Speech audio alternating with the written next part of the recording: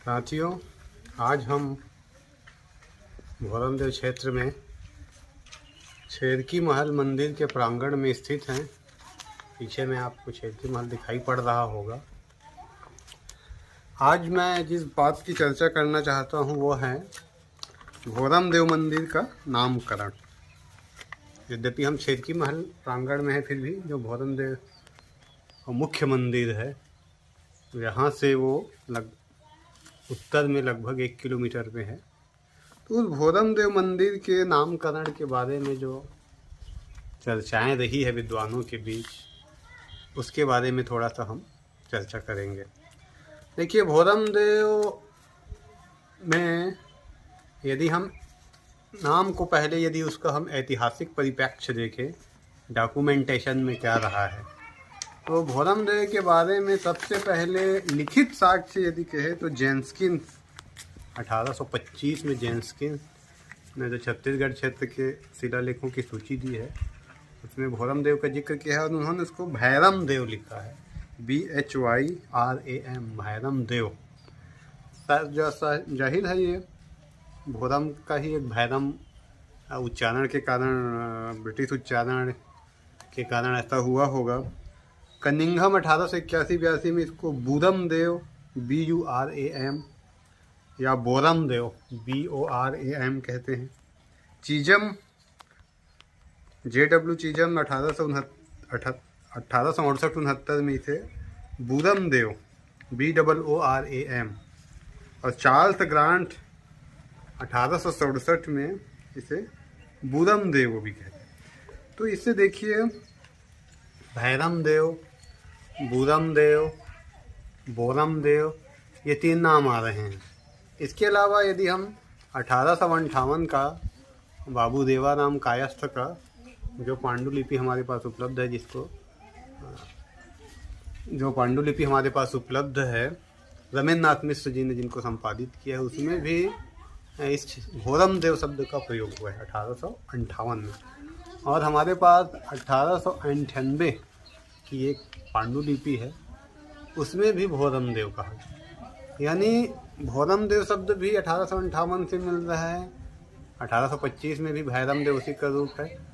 लेकिन बाद में 1800 जब राय बहादुर हीरालाल जो आए थे 1915-16 में, उन्होंने बोरमदेव, बोड़मदेव शब्द का प्रयोग किया है।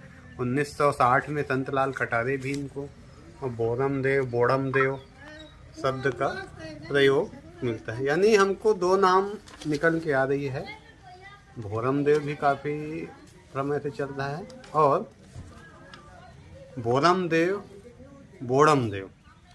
अब बात ये आती है कि ज़्यादातर ये माना जाता है कि बोरमदेव या बोड़मदेव से वो भोरमदेव बाद में हुआ है। यानी एक समय तक दोनों समानांतर चलती रही, बोरमदेव, बोड़मदेव और भोरमदेव भी। लेकिन बाद में जो था भोरमदेव ही प्रचलित में रहा और बोड़मदेव या बोरमदेव को लोग स्मृति से भूलते गए। तो अब देखिए, यदि हम नाम में देखें भोरमदेव में, तो इसमें देव शब्द जुड़ा है। तो हम जानते हैं कि देव शब्द या तो गॉड के लिए, देवता के लिए होता है, या राजपुरुष के लिए। तो सबसे पहले तो एक बात आती है कि भाई भोरमदेव नामक कोई राजा था क्या? तो सीताराम शर्मा, आदरणीय सीताराम शर्मा जी ने, जिन्होंने भोरमदेव क्षेत्र दक्षिण पश्चिम कौशल की कला पुस्तक लिखी है 1990 में, उन्होंने 2-3 नामों पर जिक्र किया है। इसके नामकरण के पीछे 2-3 मतों का उसको मैं बताता हूँ। एक तो वही वाला है कि पहले कोई राजा हुए होंगे, जनश्रुति में भोरमदेव नामक कोई राजा था या गौड़ राजा हुए होंगे बाद में, जैसे कि गौड़ जनजाति का इस क्षेत्र में प्रभाव रहा है। उससे माना जाता है कि जनश्रुति में भी लोग कहते हैं कि भोरमदेव नामक कोई राजा थे। और यदि आप मंदिर के गर्भगृह में देखें तो हाथ जोड़े एक पुरुष दंपति, राजपुरुष दंपति का आपको मूर्ति दिखाई देगा। जाहिर है वह व्यक्ति मंदिर का निर्माता ही था, क्योंकि कल्चुरी काल के मंदिरों में एक परंपरा रही है कि जो मंदिर का निर्माण करता था उस व्यक्ति की मूर्ति सामान्यतः रख दी जाती थी हाथ जोड़े हुए। अब दुर्भाग्य से उसके अधिकांश के पाद तल में उस राजा का नाम नहीं लिखा रहता, इसलिए हम नहीं जान पाते। तो जनश्रुति में तो उसको भोरम देव राजा कह देते हैं, लेकिन हम यदि मड़वा महल अभिलेख को देखें 1349 ईस्वी के, जिसमें भोरम देव राजवंश या फड़ी नागवंश की राजाओं की सूची दी हुई है, उसमें भोरम देव नामक कोई भी राजा नहीं हुआ है। ना तो उसका कोई सिक्का मिला है, ना तामपत्र, न सीधा लेखों में। इसलिए हम इसको भोरम देव नामक कोई राजा हुआ रहा होगा ऐसा कहना कठिन है। तो यह मत ज़्यादा युक्त नहीं जान पड़ता। दूसरा बात, मान लो इसको देव के रूप में देखें। देव के रूप में बोरम देव और बोड़म देव, राय बहादुर हीरालाल ने भी कहा है, संतलाल कटारे ने भी कहा है कि यहाँ जब वो आए थे तो यहाँ के जन निवासी, क्षेत्रीय निवासी हैं आसपास से, उनको ने अपना लोकल देवता कहा। बोरम देव हमारा देवता है, बोड़म देव हमारा देवता है, ऐसा भी कहा उन्होंने। एक तो राजा के रूप में भी कुछ लोग मानते रहे, कुछ लोग उसको एक देवता के रूप में। तो यहाँ के जो लोकल निवासी सामान्यतः गौड़ जनजाति और आसपास बैगा जनजाति के हैं, तो ये गौड़ जनजाति से ज़्यादा जोड़ा गया है कि बोरम देव या बोड़म देव उनकी कोई देवता रहा होगा। उसी की स्मृति में उसको, एक तो शिव मंदिर है, तो शिव का आदिवासी परंपरा से संबंध जोड़ा जाता रहा है। छत्तीसगढ़ी परंपरा में देखें तो गौरी गौरा या शिव से जोड़ने की एक धारा रही है। एक धारा जरूर है जो उसको अलग मानती रही है, लेकिन जनजाति परंपरा में एक धारा रही है जो शिव का संबंध जोड़ती है। तो शिव का ही एक रूप मानकर बोरम देव या बोड़म देव ऐसा उनको बताया गया, चाहे वो संतलाल कटारे हो, चाहे वो राय बहादुर हीरालाल जी हो। लेकिन यदि हम ये देखते हैं गौड़ जनजाति के देव तंत्र में या बैगा जनजाति के देव तंत्र में, तो इस नाम का देवता का जिक्र नहीं आता। बोरम देव या बोड़म देव तो हमको नहीं दिखाई पड़ता। बढ़ा देव, बूढ़ा देव, लिंगो या स्थानीय ठाकुर देव, इतलाई अन्य जितने भी देवता आते हैं इसमें बोरम देव या बोड़म देव नहीं आता है। एक बरम देव छत्तीसगढ़ी परंपरा में जो आता है वो पीपल में, उसको तो ब्रह्मा का रूप माना जाता है, तो वो अलग है। तो एक देवता तो नहीं मिलता, लेकिन ये जरूर हो सकता है कि बोड़म देव या बोरम देव नाम से देवता की तरफ गए होंगे। हम सामान्यतः देवता से नाम की तरफ आते हैं, तो इस मामले में ऐसा हो गया कि मंदिर बोरम देव बोड़म देव है, तो उससे एक देवता से संबंध जोड़ दिया गया होगा और ये माना गया होगा कि इस नाम से कोई देवता आदिवासी परंपरा में रहा है। तो ये एक मत ये भी हो सकता है, लेकिन ये भी एक जनश्रुति या कल्पना से कहें।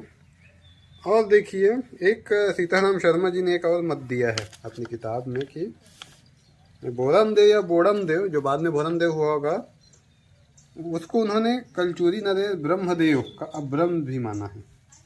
हो सकता है, ऐसा सीताराम शर्मा मानते हैं कि लक्ष्मी देव का पुत्र सिंहड़ ने शत्रुओं के जो 18 गढ़ जीते, उसमें चौरागढ़ भी हो सकता है।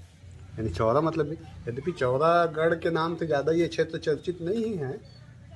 एक मंडला में जो चौरागढ़ आता है वो अलग है, लेकिन ये चौरा को यदि गढ़ मान लीजिए कल्पना की जाए, तो सिंहड़ ने जो 18 गढ़ जीते, हो सकता है ये चौरा रहा हो। संभवतः कलचुरियों की रायपुर शाखा की स्थापना के साथ कवर्झा क्षेत्र के फड़ी नागवंशी उससे जुड़ गए होंगे। राजा रामचंद्र राय के पुत्र राजा ब्रह्मदेव ने संभवतया इस शिव मंदिर यानी बोरम देव के मंदिर का जीर्णोद्धार कराया होगा।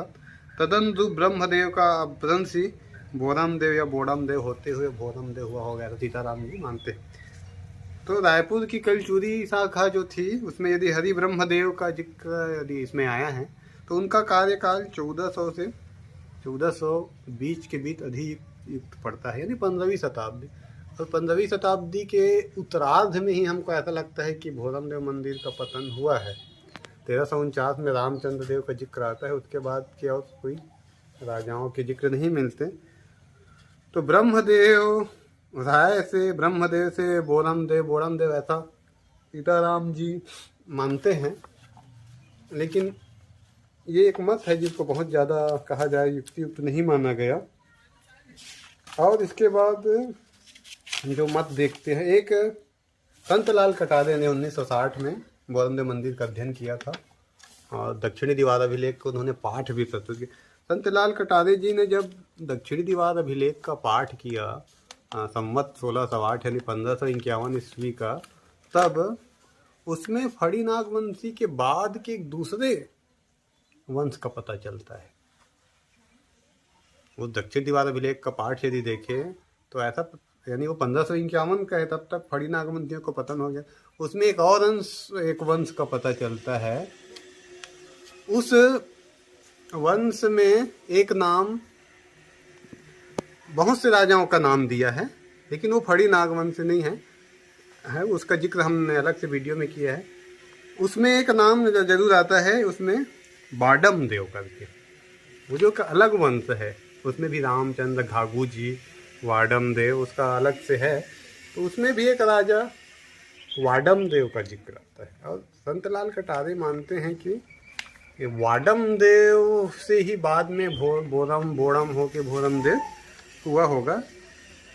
यानी बाद में जनजातियों ने अपने आराध्य बोड़म देव से मान लिया होगा। उस बोड़म जो वाडम देव राजा से अभ्रंशित होकर बोड़म देव बना होगा, तो बाद में राजा का नाम छूट गया और देवता का नाम चला गया, ऐसा मानते हैं संतलाल कटारे जी।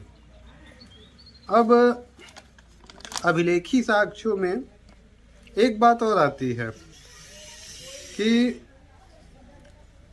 हम यहाँ पर जो मड़वा महल अभिलेख में जो कथा है मुहर्रम देव राजवंश की उत्पत्ति की, उस कथा को यहाँ के स्थानीय लोग जानते हैं, स्वाभाविक है। और बहुत से स्त्रियां, मैं सन 2000 पे यहाँ आ रहा हूँ, तो बहुत से स्त्रियां इस कथा को मुझे बताई हैं, कम से कम 2-3 लोगों ने। वही की कथा वही है कि मुहर्रम देव में जादूकर्ण नामक एक ऋषि रहते थे, उसके 3 संतान थे, 2 पुत्र थे, सुशर्मा और देव शर्मा, और उनकी एक बेटी थी मिथिला। उस मिथिला का संबंध शेषनाग से हुआ। शेषनाग से जो बाद में उनका दोनों का जो संतान हुआ वो अहिराज हुआ। तो जब मिथिला उनसे गंधर्व विवाह कर ली थी शेषनाग से, और उनके दोनों भाइयों को पता नहीं था पहले। दोनों भाई बाद एक दूसरे पर संदेह करने लगे, कैसे हो गया, क्या हो गया, उनके गर्भवती का जब पता चला, तब मिथिला को इस एहसास हुआ, तो उन्होंने फिर बाद में रहस्य को बताया। तो ये जो भाइयों के बीच आपस में जो संदेह है, यानी भरम पैदा हो गया था, छत्तीसगढ़ी में भी भोरहा कह देते हैं, तो ये भरम से भोरम देव हुआ होगा, ऐसा यहाँ की स्थानीय जनजाति, स्थानीय निवासी के जो बुजुर्ग लोग हैं, ऐसा एक कहानी यह भी बताते रहे हैं। अब देखिए एक जो महत्वपूर्ण साक्ष्य है, यदि आप दक्षिणी दीवार अभिलेख में देखें भोरम देव मंदिर के 1551 का दक्षिणी प्रवेश द्वार, उसमें लिखा है कि महाराजाधिराज श्री भुवनपाल देव तस्य शिवालय, यानी उस मंदिर को भुवनपाल देव का शिवालय कहा गया है।